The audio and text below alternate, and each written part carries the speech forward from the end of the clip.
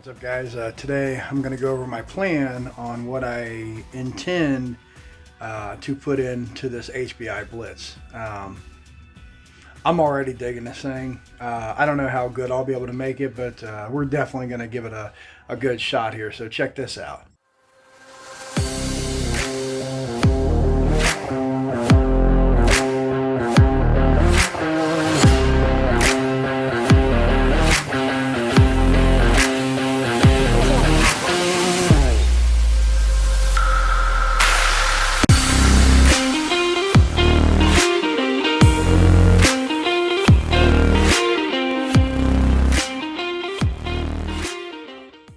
Okay, so there she is. As you can tell, I've got one of the wheels ripped off of it. So let me show you what I've done so far.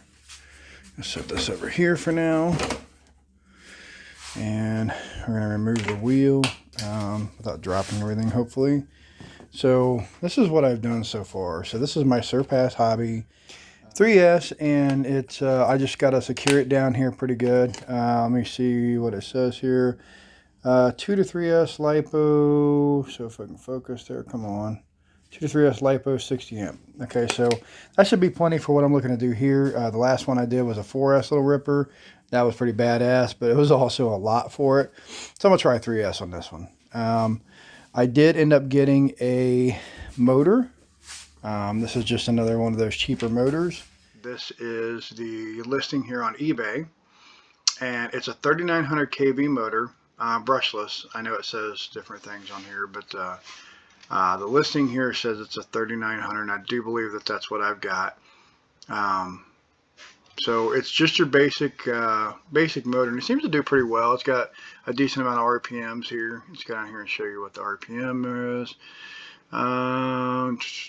Max RPM 50,000. That should be plenty for what I'm looking to do on a two-wheel drive model. Okay, I'll just show you some of the pictures here. Here we go, 3900 kV, max speed, 50,000. That's for your RPMs, obviously.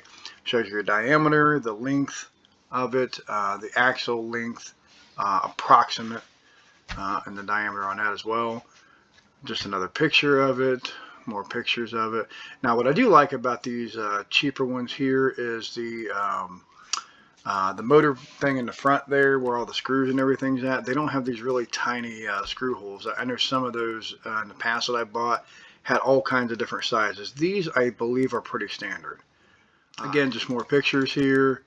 That's what I was talking about with the screw holes. They're pretty much standard size now, and I really like that. So down here where I was looking at before, you can actually go through and get a little more information on it. I don't know what all this jazz is here on eBay. Sometimes eBay's got some weird stuff. But if you look, you know, there's different ones you can choose from too. A little bit cheaper, a little bit more expensive, whatever. I chose this one here just because it's a 4-pole motor. It's 3900 kV. That should be right in the range that I'm looking for. And I do believe this is going to make it rip pretty good. So I want to see what this one's going to do first, and if I waste $20-something, that's fine. I'll get something else later. So we'll just kind of go from there. This is what I chose for now, and I'm really kind of excited to see, you know, what it'll do. So let's check it out together. Okay, so what we're going to basically try here is that motor, and let's see what we have for opinion on here. I don't know if you can see the numbers on there, maybe. Let me see if I can get a little light in there. Sometimes that helps this thing focus. You can see what it says right there.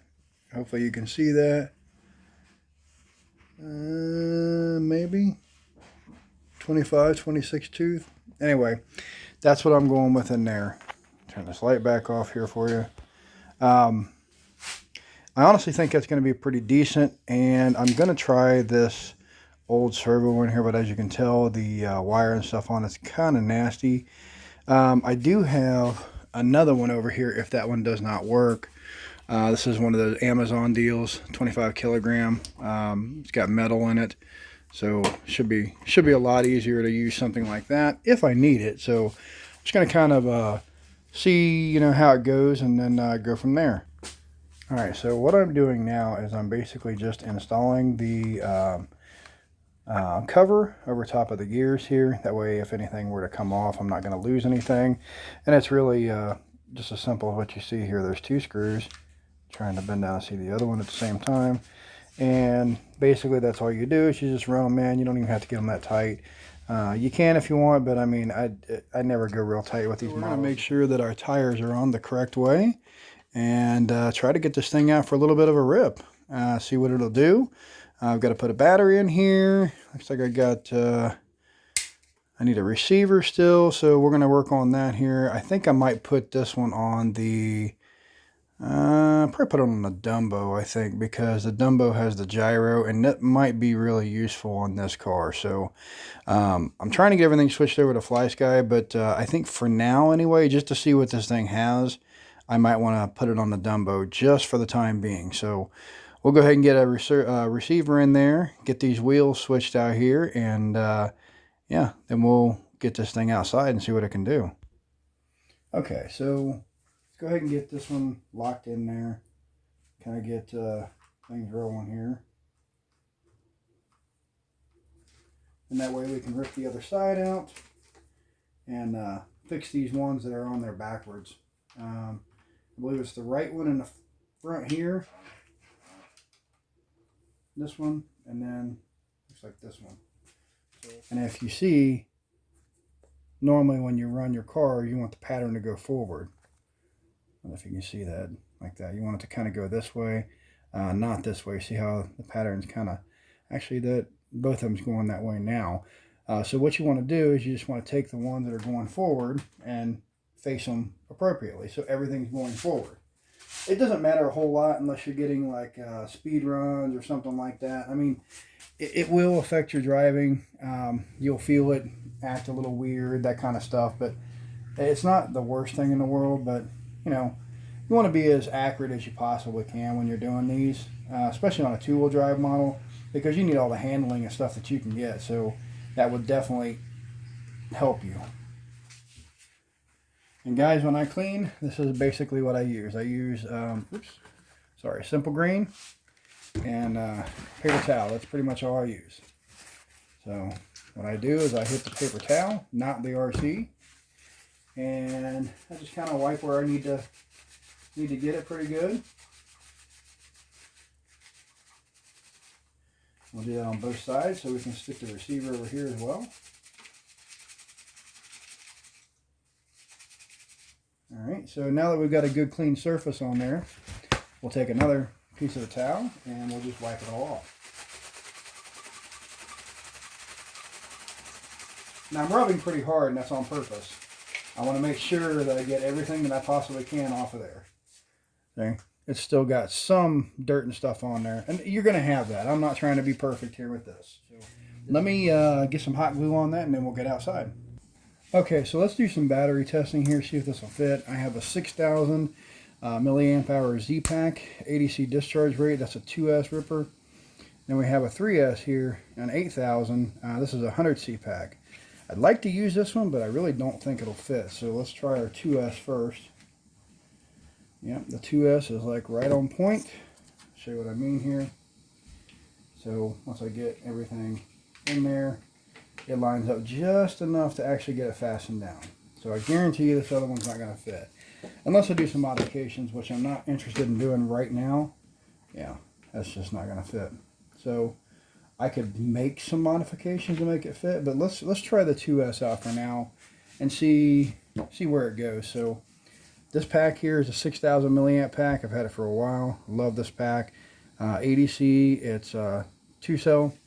So it's a really good pack. It's not puffed or anything. I take care of these packs, and should work out really good in here. So we'll try this one out first, and then we'll kind of go from there. If I get really good results with this setup, I might try to throw in the 3S. But right now, let's just see where it goes and how everything's set up and how it moves.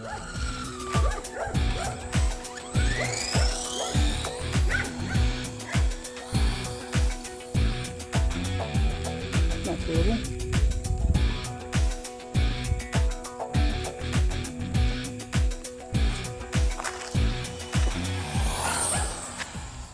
Nice straight line.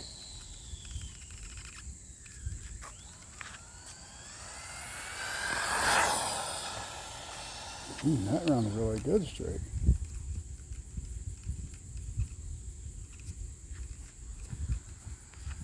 Let's test the brakes. Good enough.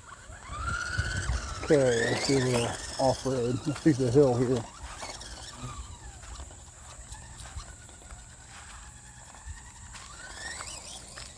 So it is in the grass from a dead stop.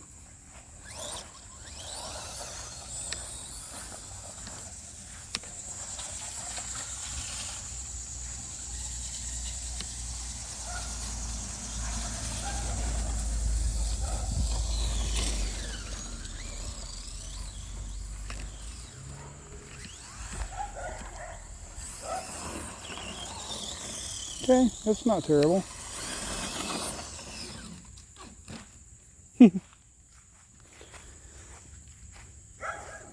Alright.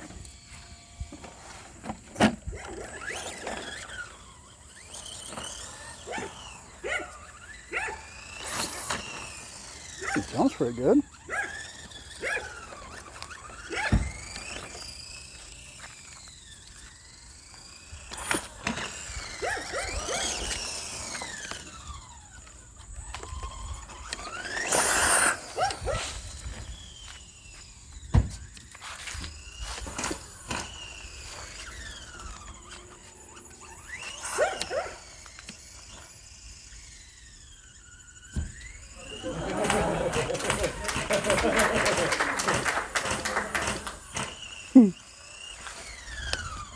Got a really good balance. Jumps really well.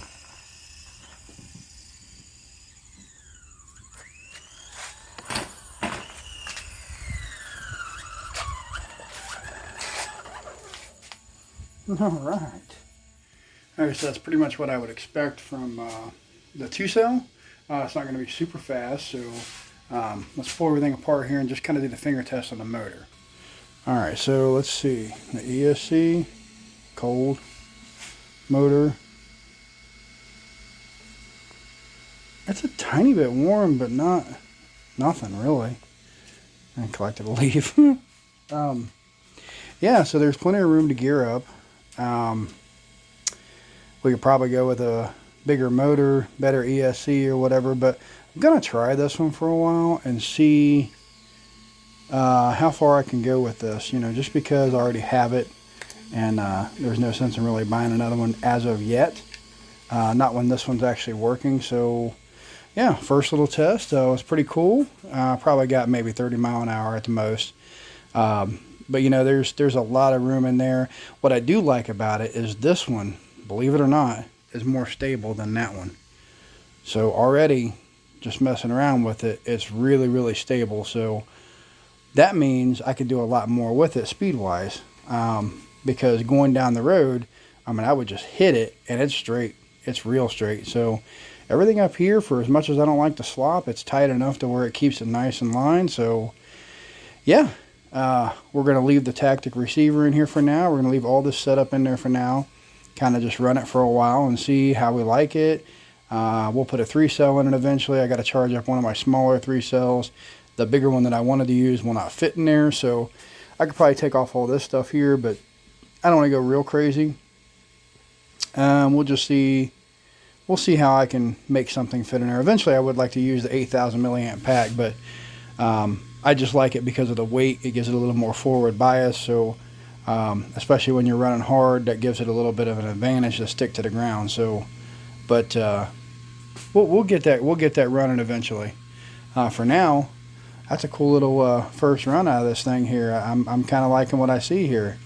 Everything's pretty good. I mean, look at the bearings, man. The bearings are really awesome, and it's kind of touching a little bit over there, but I mean, yeah, spinning free pretty good. And that one's a little bit slower than that one, obviously, but thank you very much, Josh. This is pretty cool. I've got a platform to build on, so I love stuff like this. Where do you think we should go now, guys? What's the next step? I want to leave the ESC and motor in there now. I can't really go any higher pinion because there's not really enough room unless I get a bigger motor plate. I do think that the slipper needs to be adjusted because this one does have a slipper on it. Or maybe we should take the slipper out. What do you think? I do want to see what the power is like, so I kind of want to take the slipper off. But I don't know. Give me some comments. Let me know what you think. And yeah, cool little gift.